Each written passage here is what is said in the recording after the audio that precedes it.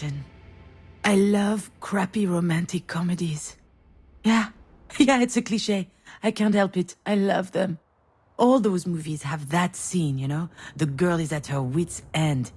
She's been crying her eyes out, her makeup is running, she looks like a zombie. She's done. Which is when Ryan Gosling knocks on her door to coax her out. Miss. Ah, shit. That sounds nothing like Ryan Gosling. See, this is the problem with my life in a nutshell. It's not romantic, and it's certainly not a comedy. All right, where am I? What happened? Oh yeah, the hospital. I felt woozy, and then really, really hot. And I guess that I fainted?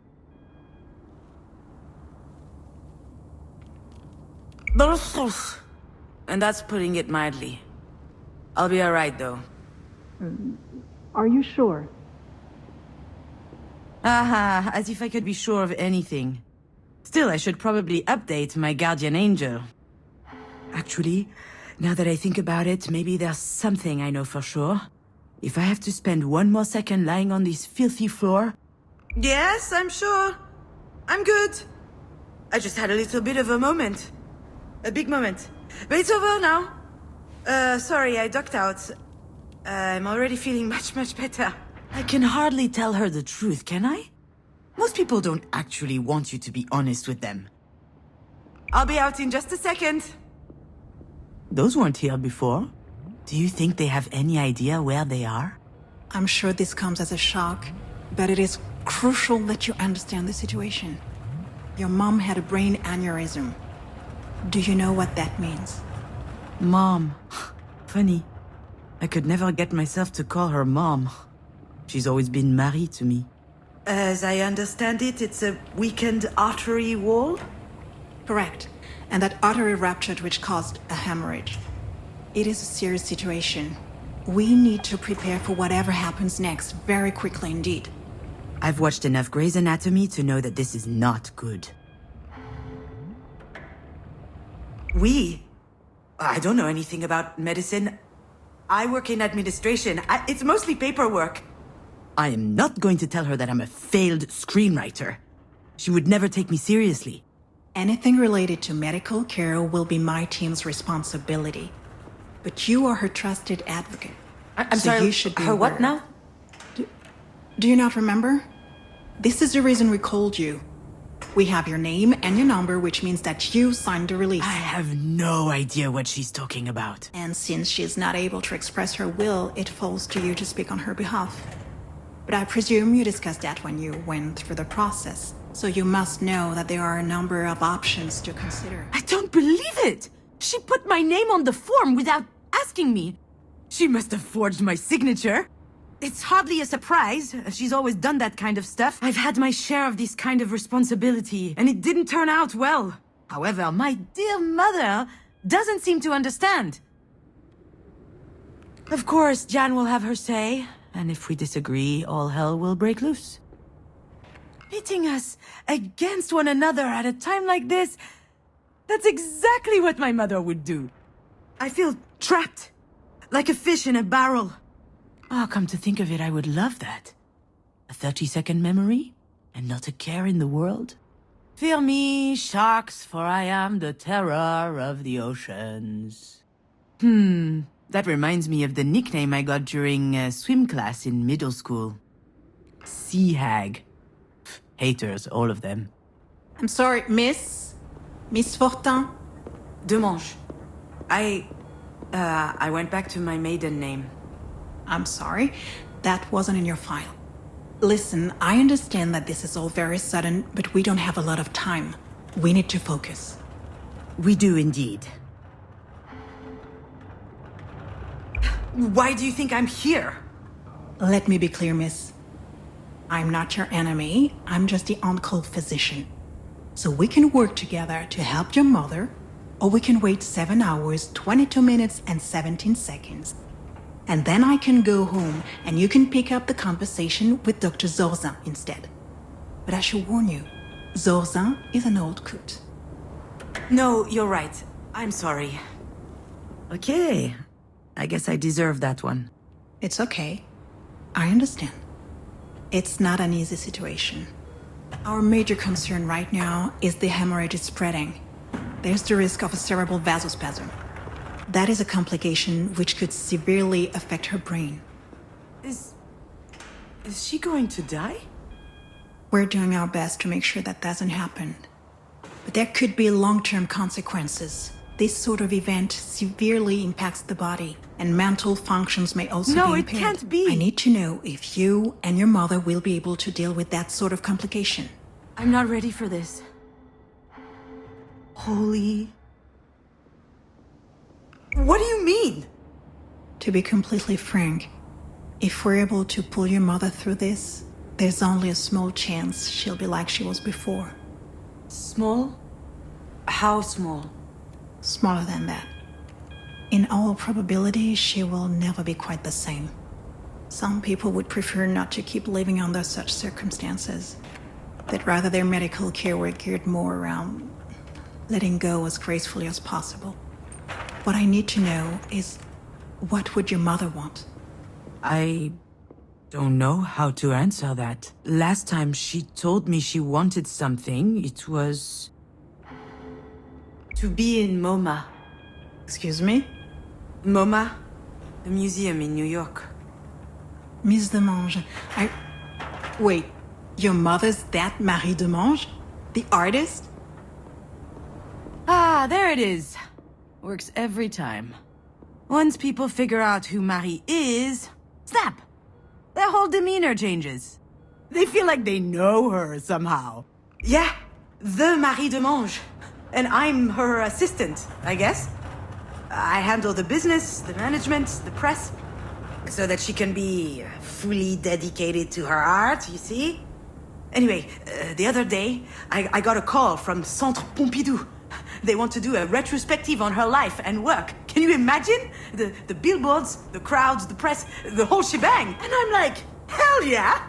I hop into my car, I rush over to tell her, I run into the workshop, yelling, and you know what she said? Did you hear from MoMA? Ugh. Someone had told her they were considering her Self-Portrait 8, a canvas from her latest series.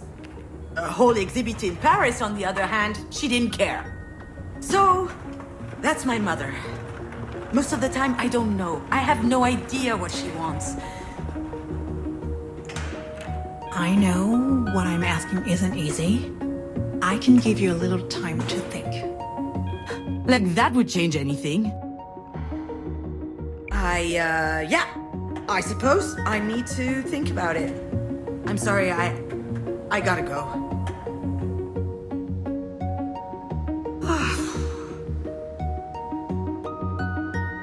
I know what she'd say.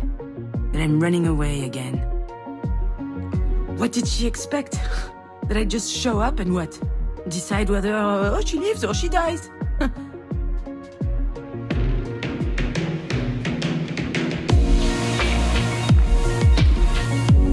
don't even know how I'm supposed to make it to the end of the day, let alone...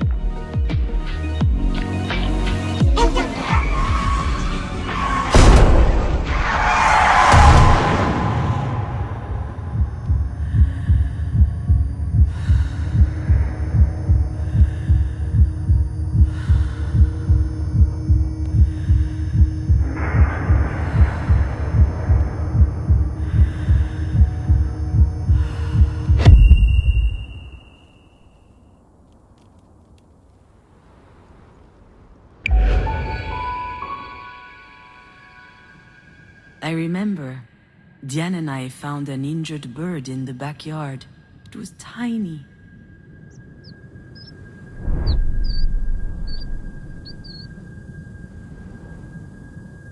I think it was around the time Marie had set up her new studio in the sunroom. Now that I think of it, that was also my first experience with death. In fact, I also had a really weird dream that night. Something about that day always seemed off. I never figured out why.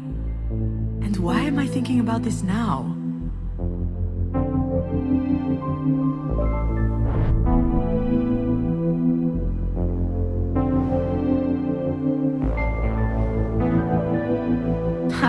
Diane was so proud of packing her own suitcase. Her father came to pick her up that afternoon. She spent the weekend with him and her stepsister. I was a bit jealous.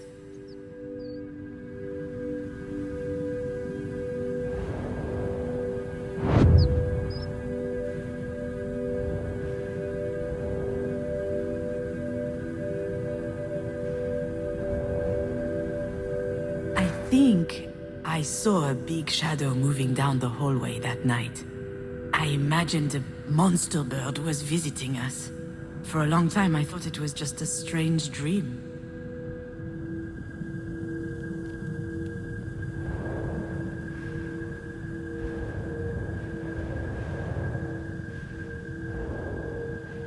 Do you recognize it?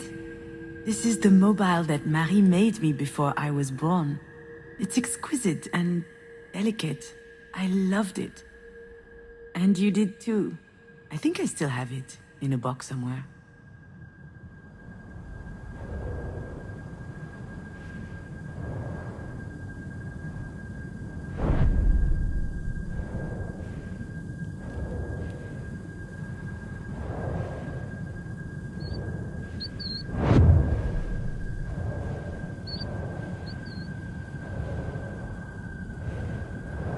Marie told us she'd take care of the bird, so we went back to playing.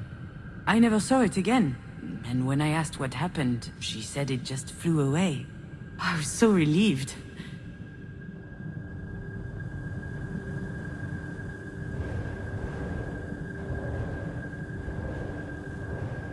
Back then, Marie wasn't very well known, but she was hardworking. She had just started a series on birds, actually. They were all over the house. She considered them a symbol. A postmodern symbol of anti-anthropic levity. Classique Marie.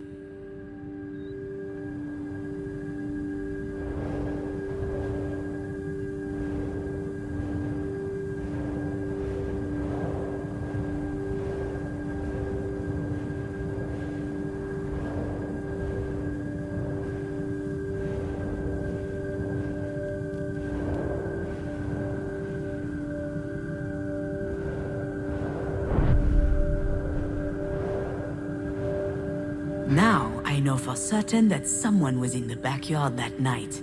And since Diane was at her father's, it must have been Marie. What was she doing out there? Maybe...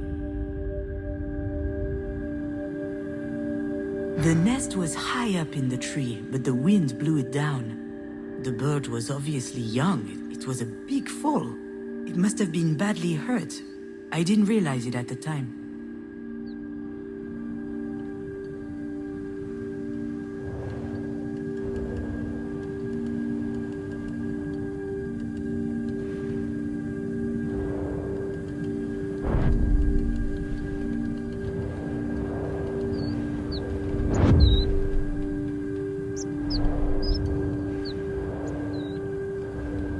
Marie was always quite passionate about birds. So I suggested we keep this one as a pet once it got better. I could already imagine it. A beautiful cage tucked in the corner of the studio. She got so mad. At the time, I didn't understand why she reacted like that. But now...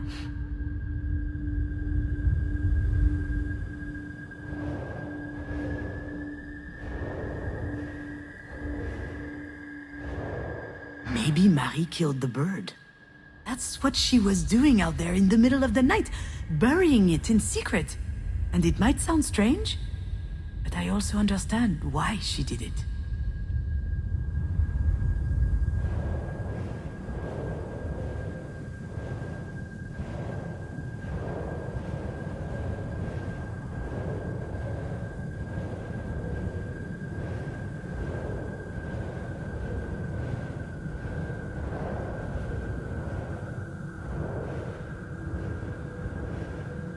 Marie is really an astonishing person, you know? She's usually hard, but also... she could be vulnerable. Sometimes. She couldn't stand seeing the bird injured. She knew it would never recover. It was too weak. I remember she said, "Not being able to fly, that's no life for a bird." She thought it would be better off dead. She could have just abandoned it, let things run their course. But I don't think she did. I think she killed it with her own hands. It sounds cruel, doesn't it? But that's just Marie. That's her outlook on life.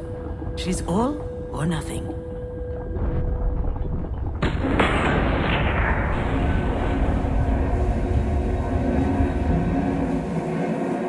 What I need to know is, what would your mother want? I'm not ducking out. Not this time. After all, isn't this what Marie wanted? I think... My legs are shaking. Maybe I'm having another turn. I think I need a sugary drink. Understood. Well, I need more coffee. But if I drink another one, my stomach's going to declare war on the rest of me. I just can't speak on my mom's behalf. One thing's for sure, she's a radical. She's all or nothing, all the time. I understand. It's hard to contemplate the idea of living with a disability. It's not that, not at all. If we were talking about me or someone else, I would say it's gonna be fine. You adapt, people do it all the time. They have to. Life's too important. I would say that. She wouldn't. I'm not sure that answers your question. She certainly comes across as rather forthright. You don't say. I've seen her on TV a couple of times. My father loves her. She's an extraordinary artist. In her interviews, she's so impressive, fierce even.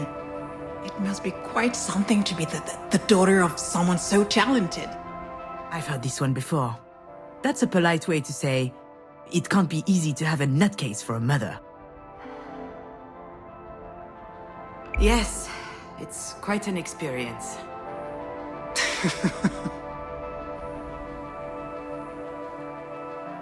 Doctor, do we know why this happened? We were just having dinner last night. She was fine. There could be a lot of factors. Family history, hypertension, alcohol consumption. I did have a pretty severe hangover this morning. Even past trauma, like a historic head injury. It's hard to say right now. All right, Miss Demange, I'll give you time to think. Let's speak again in about 2 hours, if that works for you. Sounds good. Can I see her? Yes, of course. Let me find out her room number.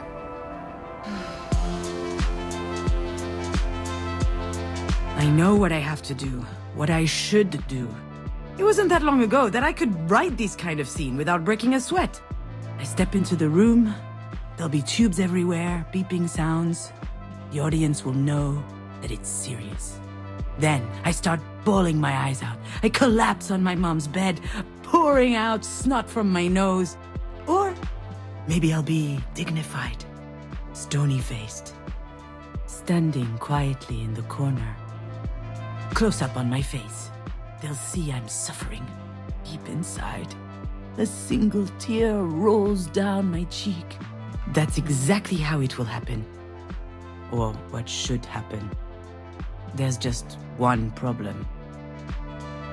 I really must. She probably needs me.